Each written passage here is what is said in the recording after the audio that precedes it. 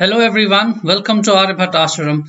Today we are going to decode some of the questions which has been asked in IAS examination for Mathematics Optional 2020 and what all questions came from our sheets and test papers we will tell you. So whatever we have put on the public domain we will be only using that, and whatever is circulated in private classrooms program that will not be factored into. So today we will be analyzing the questions for analytic geometry. So this was what we released on the demand of some of the student. Some of the important questions on conicoids, paraboloid, ellipsoid, hyperboloid. So, and I have already told that these are critically important questions, and especially the star marks have the most prominent ones. So, and I tried to bring all the questions together, and I'm sure this is going to be helpful. And this is on this particular sheet itself. So I will start with this itself. Okay. So if you would see the question paper, that is your UPSC question paper, that is your question number 1E of 2020. If you look into that, then you can see very well that the same question, that is your question number 21A of our sheets, because this is what we have put on the public domain beforehand itself. So there is quite transparent about it.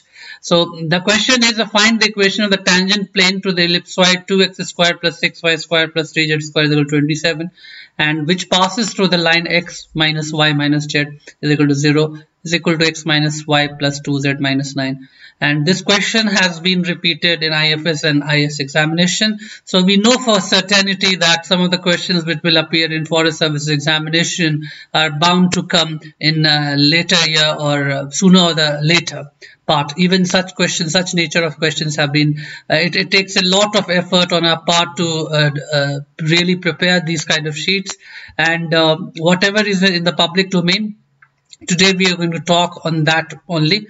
Okay, so we can see that question number 1E of UPSC 2020. If you have question paper with yourself, you can cross verify. Okay, so it is the scientific approach to do things that will really be very beneficial, because it's not very easy to balance both general studies and mathematics as an optional. So until unless you are very meticulous about your planning, systematic study, and organized behavioral approach towards your study, then only you are going to reap the highest benefit for this optional. Okay, so this was what was your question number 1E. Now I'll come to question number 4B, okay, from this sheet. So question number 4B, we have question number 46. Okay, so if you read question number 4B, it is same as what has been asked in your UPSC 2020. So 46A is same as question number 4B of your UPSC 2020, and that is, find the locus of point of intersection of perpendicular generators of the hyperbolic paraboloid x square by a square minus y square by b square is equal to 2z.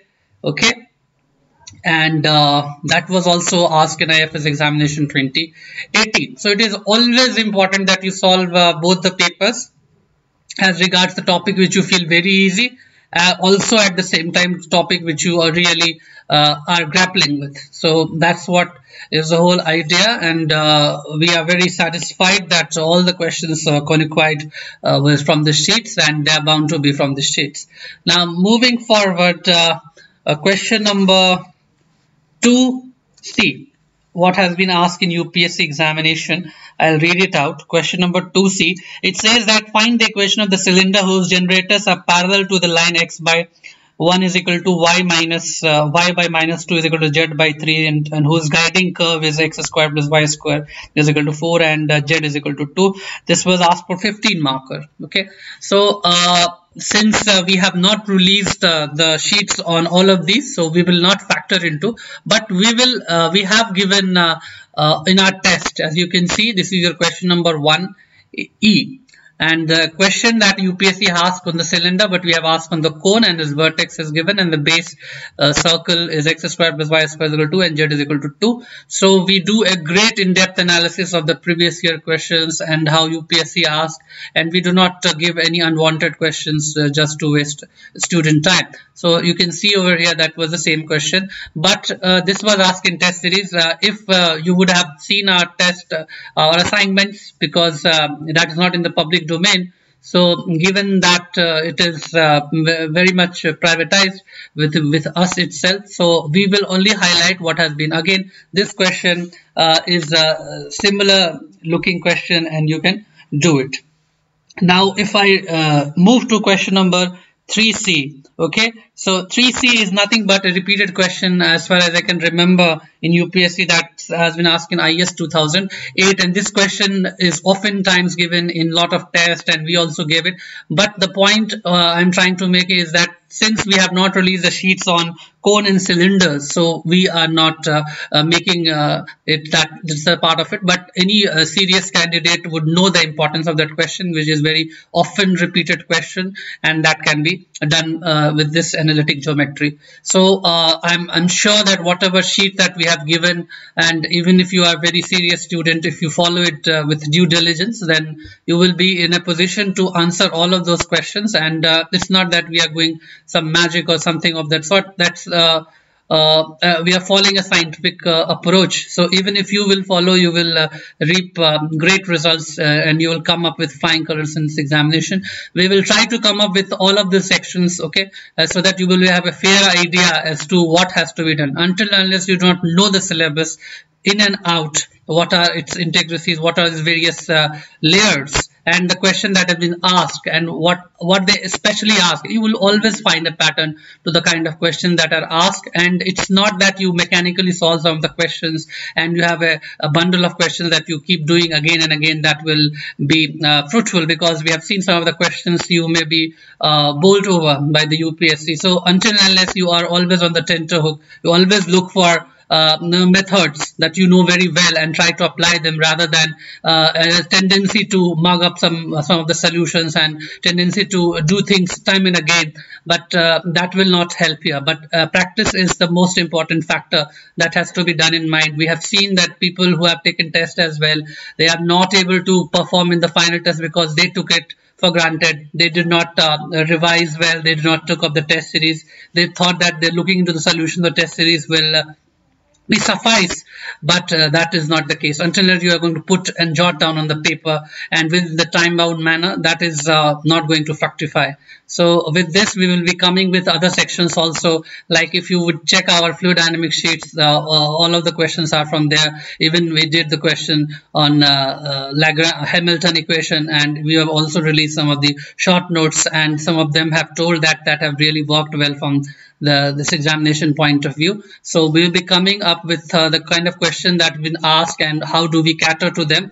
And all of these things are the essential pillars to crack this examination. And it is not only one of the scoring subjects also, it is lengthy in syllabus, it demands great efforts, and you will always get consummate marks as regards your efforts and preparation. So until unless you do not balance out your preparation, you are always looking for solving more and more questions, because the moment you stop solving those questions, you are out of the touch, and there's very less chance that you will be in the top 100, because students who take mathematics, they feel whether they have an assumption that they can always score 340, 50. They always look at the fruit, but they never put the effort, the requisite effort. Until unless you do not put each and thing, if you do not do things very systematically, you know everything very well, it's impossible to score even 300. And given the nature of the question paper and how you prepare is all about how you tackle with UPSC questions is the fundamental idea of cracking the notion that it can be done, and it has to be done in a very rational. Again, I will reiterate the fact that until unless you don't bring scientificity in your approach, in mathematics, and you do not need to read hundreds of pages or thousands of pages notes. They're very succinct. There are certain formulas, certain derivations. So every unit, if I say there are 13 units, and if I talk of one particular unit, then I can actually make it not more than, one unit can be prepared with your short notes of not more than 15 to 20 pages. So you just can assume that around 250 or 60 pages succinct notes of yours and is good enough to crack examination. You have to know the concept, you have to apply it time and again, you have to do it, you have to look for questions which are not necessarily of the standard textbook. You have to go beyond that. But yes, you have to do the first requisite, that you have to do the previous year questions. You have to know the basic things. Then only you can elevate yourself. So our approach is going beyond the elevation. I mean, to go a bit beyond UPSC, because they will always surprise you. So until and unless you are not robust in your preparation, and you are not doing accordingly, then chances are that you may miss 1 year or 2 years or so. So we have seen from the past experience that the student take it lightly. For that matter, if after the prelims, if they do test papers, then they are not able to handle both general studies and this thing, and they are not at any value or anything which is having any lacuna in their preparation. That cannot be rectified in a month of 2 or 3 months, and that we are very sure about. And there is a persistent effort that you put, and until unless you do not do it many a times, then it's very difficult to really ace this examination, especially with subjects like mathematics. It's demand rigor and vigor. At the same time, you should not be complacent about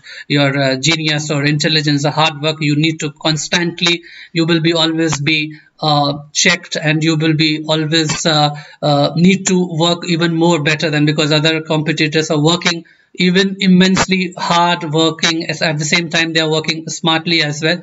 So until unless you are not at the top rung, in the race of your test, wherever you are giving, and it's important that you give the test which are very much synchronized with UPSC standard, and at least at par with that, and we have the expert domain knowledge. At the same time, team works constantly on the nature of questions, and we always decode the questions where they take from, why that question has come, whether it's within the framework of UPSC, have they gone beyond it. So all of that has been, and in the test papers, when you do, we will be telling you what are your mistakes, how you can do a question in different manners, how you can verify your answer, how you can take a short route, and all of that will small things, how to avoid silly mistake, because many times you will be making them and without noticing it. So it's need all the concentration and persistence. So I would like to congratulate those who have done immensely well in the mains and who have taken the test, and for those who feel that they can do it themselves, but you always need a good coach and guide, and a good kind of mentorship that is going to help you to come up with flying colors. Thank you, everyone.